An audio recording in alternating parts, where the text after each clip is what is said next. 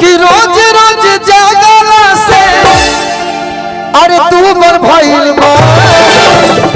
भतारा हमार यू तू बर भइल बा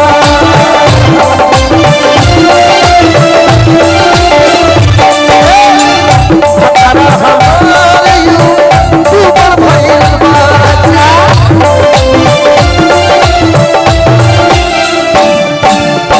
कि रोज रोज जागला से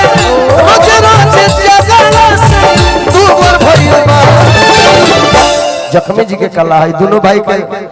डायरी जख्मी जी से भरा है। बुझाते बा के जख्मी भैया के प्यार से ऐसा खुरफात हुए कर सकेले भतरा हमार यू ऊपर भइल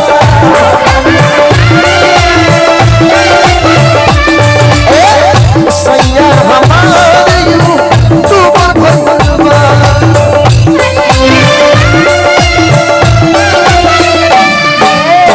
यही में कहानी हम इन्हीं की मजबूरी सुनी है करेले सब बेचारा का कि बाइक पर बैठे के अरे कैमरा स्टैंड हो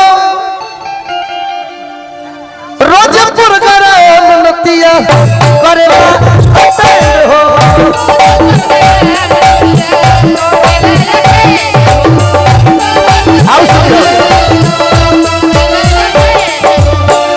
गोलू चंदन के जहां अच्छा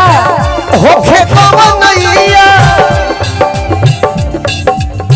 मेरा छोड़ी जखमी जरे भागेला मुतैया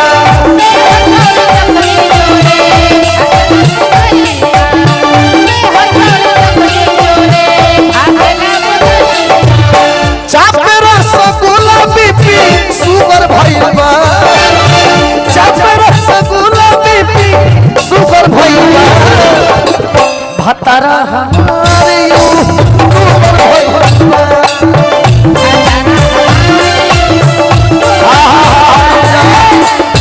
आप गाओ बाबू तू बाकी हम चाहेंगे आप वो नयका वाला गा ही दीजिए ना जो आप बोल रहे हैं याद पड़ता कौन बार मास्टर मारी है के गोढ़िया जैसा मजा आवता जानतर हम काहे चुप बनी जब से भरत शर्मा जी के राष्ट्रपति पुरस्कार मिलल बा सही बात उहे हम फेरा में बने कि हमरो को मिले यही से हम चुप होके सुनत हनी। हाँ हाँ चले गो होली हम होगा दी कम से लोग खड़ा रहे सुने खाए एगो गाय तब न दुगो होई रहे। अरे सुनर चाही जीजू सुनर चाही भगवान फरत चाही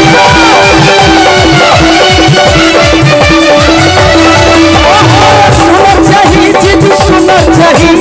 होली में लाल फरत चाही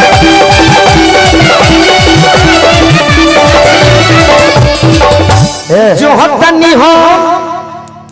मलयालिया से ऊपर अलिया हो उनन हो बॉम्बे वाली अलिया बहुत हेलो विवाद हो जे कि जो हतनी हो अरे मलयालिया से ऊपर अच्छा हनी हतनी मनी ए सवरिया से सुपर एगो और जनता रुका चाहिए आपकी होली में क्या चाहे अरे ढोढ़ी ऊपर तो समुनर चाहिए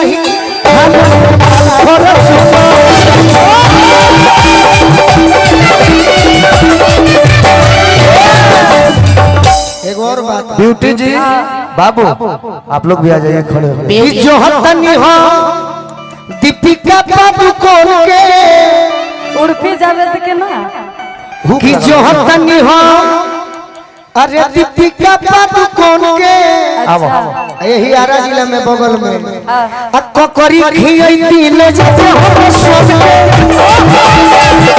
ककरी खियई दिल जते हो सोन बाकी को ब्यूटी जी है बड़ी सुंदर कलाकार एकरा के सादा बनाबो को तेरे बोले अरे कमर में नाचे के हुनर चाहिए